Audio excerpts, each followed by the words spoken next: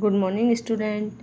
सिद्धार्थ शिक्षा सदन online class में आपका हार्दिक स्वागत है। आज हम भूगोल पाठ 6 प्राकृतिक वनस्पति एवं वन्य जीवन के बारे में अध्ययन करेंगे। तो स्थल की ऊंचाई यानी जो स्थल है यानी जो पृथ्वी है, इसकी ऊंचाई जलवायु, तापमान, नमी, ढाल एवं मिट्टी की परत की मोटाई के कारण वनस्पति की वृद्धि, सघनता एवं प्रकार में परिवर्तन होता है। वनस्पति की वृद्धि तापमान एवं नमी पर निर्भर करती है। यह ढाल एवं मिट्टी की परत की मोटाई जैसे कारकों पर भी निर्भर करती है।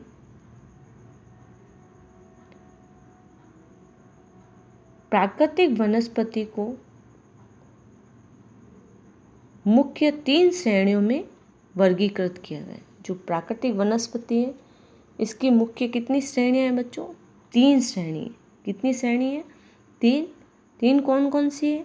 एक तो वन है, दूसरी है घास स्थल, तीसरी है कांटेदार झाड़ियाँ। वनस्पति की कितनी श्रेणियाँ हैं बच्चों?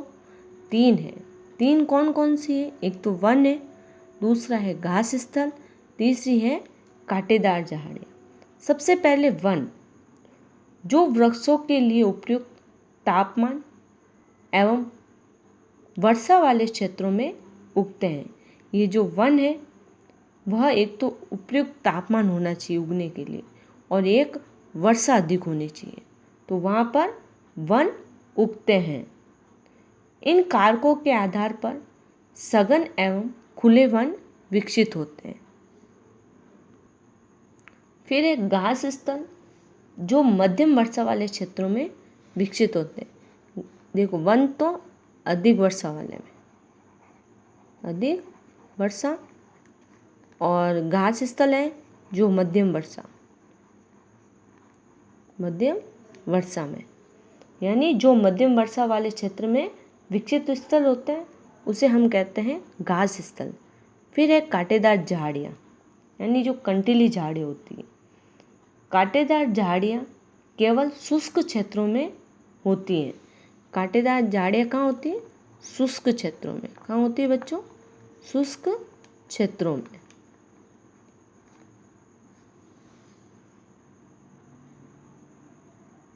प्राकृतिक वनस्पतियों के प्रकार में बदलाव का मुख्य कारण है जलवायु का बदलाव। यानी जो प्राकृतिक वनस्पतियाँ हैं, इनके प्रकार में बदलाव का मुख्य कारण क्या है? जलवायु का बदलाव है। फिर है उसके बाद वन। क्या है बच्चों? वनों के प्रकार। वन 5 प्रकार के हैं। उष्णकटिबंधीय सदाबहार वन, उष्णकटिबंधीय सदाबहार वन। दूसरा है उष्णकटिबंधीय पर्णपाती वन। तीसरा है शीतोष्ण सदाबहार वन। चौथा है भूमध्य सागरीय वनस्पति। 5वां है शंकुधारी वन। तो सबसे पहले हम उष्णकटिबंधीय सदाबहार वन के बारे में पढ़ेंगे। इन वनों को उष्णकटिबंधीय वर्षा वन भी कहते हैं। जो उष्णकटिबंधीय सदाबहार है उसको उष्णकटिबंधीय वर्षा वन भी कहते हैं। ये घने वन भूमध्य रेखा एवं उष्णकटिबंध के पास पाए जाते हैं। ये जो उष्णकटिबंधीय सदाबहार वन है वह कहाँ पाए जाते हैं? भूमध्य रेखा एवं उष्णकटिबंध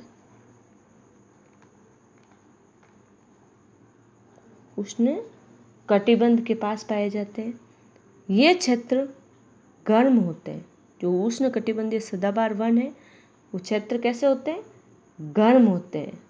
यहाँ अत्यधिक वर्षा होती है। यहाँ का मौसम कभी शुष्क नहीं होता है। यहाँ का मौसम कभी भी शुष्क नहीं होता है।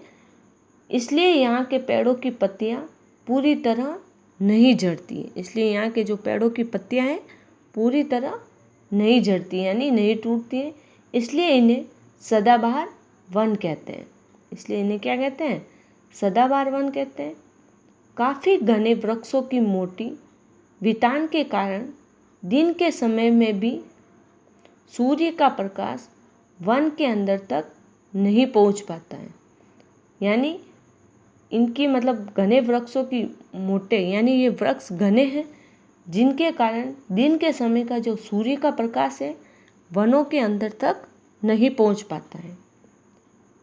यहाँ दृढ़ काठ वृक्ष जैसे रोजवुड, आबनूस व मोहगनी आदि पाए जाते हैं। जो उष्णकटिबंधीय सदाबहार वन है इसमें कौन कौन से वृक्ष पाए जाते हैं बच्चों? रोजवुड। कौन सा? रोजवुड। फिर है आबनूस, आबनूस। फिर है मोहगनी, मोहगनी। ये उष्णकटिबंधीय सदाबहार वन में पाए जाते हैं। फिर दूसरा है बच्चों उष्णकटिबंधीय पर्णपाती वन। उष्णकटिबंधीय पर्णपाती वन, इन वन को मानसूनी वन भी कहते हैं। उष्णकटिबंधीय पर्णपाती वन है, इनको हम क्या कहते हैं? मानसूनी वन, यानी मौसम के अनुसार। जो भारत, उत्तरी ऑस्ट्रेलिया एवं मध्य अमेरिका के बड़े हिस्सों में पाए जाते हैं। इन क्षेत्रों में मौसमी परिवर्तन होते रहते हैं। इन क्षेत्रों में मौसम संबंधी परिवर्तन होते रहते हैं। जल संरक्षित रखने के लिए शुष्क मौसम में यहाँ के वृक्ष पत्तियाँ झाड़ देते हैं, यानी पत्तियाँ गिरा देते हैं। इन वनों में पाए जाने वाले दृढ़ काठ वृक्षों में साल, सागवान, नीम तथा शीशम है। दृढ़ काठ वृक्ष फर्नीचर, यातायात एवं निर्माण सामग्री बनाने के लिए बहुत उपयोगी होते हैं। इन प्रदेशों में पाए जाने वाले जानवर, यानी उष्णकटिबंधीय पर्णपाती वनों में कौन कौन से जानवर पाए जाते हैं? एक तो है बाघ, एक है शेर, एक है हाथी, एक है गोल्डन, एक है लंगूर, एक बंदर एवं बंदर। ये उष्णकटिबंधीय पर्णपाती वन में पाए जाते हैं। अब है शीतोष्ण सदाबहार वन। शीतोष्ण सदाबहार वन मध्य अक्षांश के तटीय प्रदेशों में पाए जाते हैं।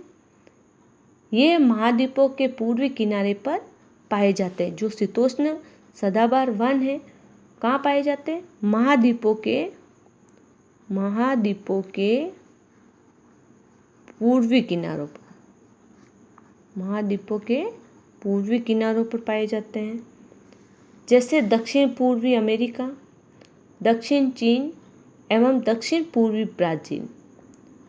यहाँ बांज, चीड़ एवं यूकेलिप्टस जैसे दृढ़ एवं मुलायम दोनों प्रकार के पेड़ पाए जाते हैं। यहाँ पे जो शीतोष्ण सदाबहार वन है यहाँ पे कौन कौन से पेड़ पाए जाते हैं बच्चों? एक तो है बांज, एक है चीड़ और तीसरा कौन सा है?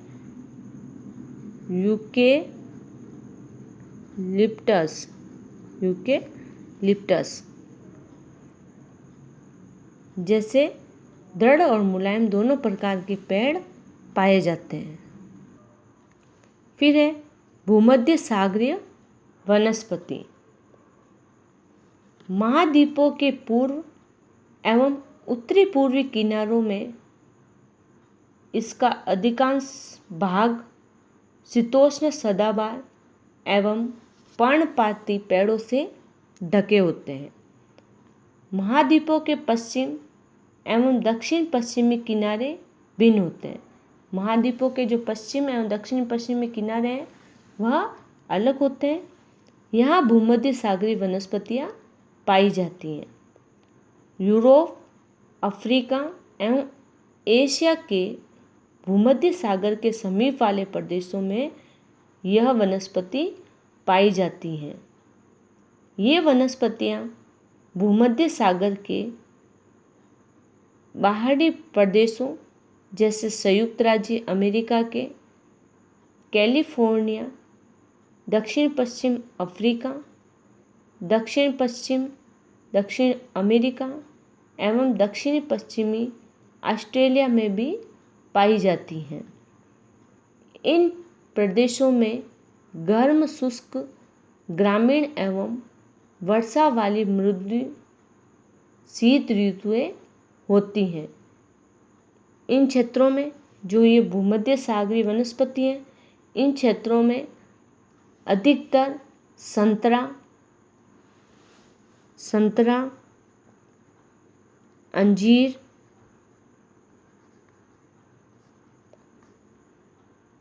एवं अंगूर के फल होते हैं। कृषि लोगों की इच्छा अनुसार कृषि करने के लिए यहाँ की प्राकृतिक वनस्पति को हटा दिया जाता है। यानी जो प्राकृतिक वनस्पति उसको हटा दिया जाए, प्रकृति द्वारा उत्पन्न हुई है। फिर है शंकुधारी वन। कौन से वन है बच्चों? शंकुधारी वन। शंकुधारी वन उत्तरी गोलार्ध के उच्च अक्षांशों में मतलब 50 डिग्री से लेकर 70 डिग्री में भव्य शंकुधारी वन पाए जाते हैं। इन्हें हम क्या कहते हैं? टेंगा। क्या कहते हैं बच्चों? टेंगा। ये वन अधिक ऊंचाई पर भी पाए जाते हैं। इन्हीं वृक्षों को हिमालय में अधिक देखा जाता है। यानी शंकुधारी जो वन है वह हिमालय में बहुत अधिक देखा जाता है। शंकुधारी वन जो है ये लंबे नरम काठ वाले सदाबहार वृक्ष होते हैं। इन वृक्षों के काठ का उपयोग लुगदी बनाने के लिए किया जाता है। क्या बनाने के लिए किया जाता है? लुगदी बनाने के लिए। अखबारी कागज बनाने के काम में भी आता है।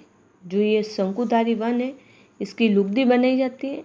फिर ये जो अखबार पढ़ते हैं, अखबार वाला कागज बनाने के काम में भी आता है। नरम काठ का उपयोग माचिस एवं पैकिंग के लिए बक्से बनाने में भी किया जाता है। ये जो शंकुधारी वन है इसकी जो नरम काठ यानी नरम लकड़ी होती है उससे माचिस और पैकिंग के बॉक्स भी बनाए जाते हैं। चीड़, देवदार आदि इन वनों के मुख्य पेड़ हैं।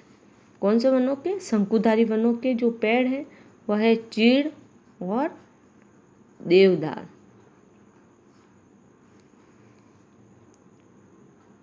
यहाँ रजत लोमड़ी,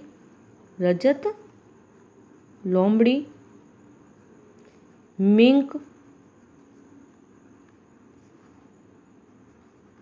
ध्रुवीय भालू,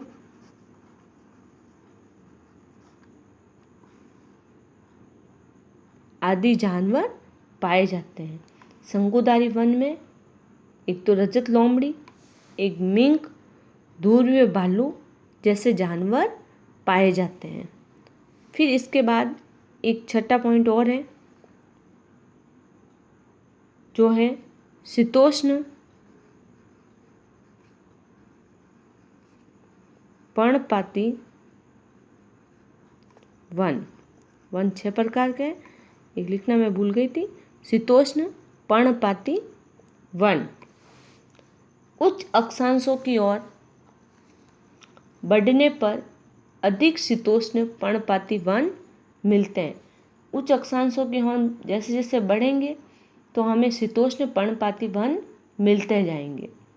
यह उत्तर पूर्वी अमेरिका, चीन, न्यूजीलैंड, चिली एवं पश्चिमी यूरोप के तटीय प्रदेशों में पाए जाते हैं। ये अपनी पत्तियां शुष्क मौसम में झाड़ देते हैं। ये जो शीतोष्ण पर्णपाती वन है, जैसे ही शुष्क मौसम आया है तो ये अपनी पत्तियां पेड़ों से गिरा देते हैं।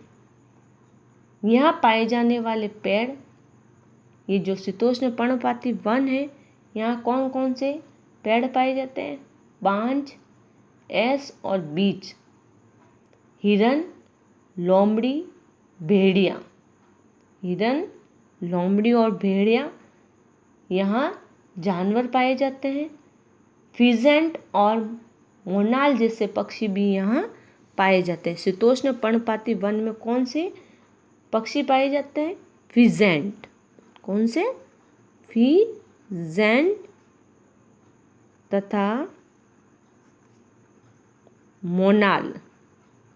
फिजेंट तथा मोनाल पक्षी भी यहाँ पाए जाते हैं। ठीक है बच्चों, आज हमने वनों के बारे में अध्ययन किया है। नेक्स्ट वीडियो में हम घास स्थल के बारे में अध्ययन करेंगे। Thank you.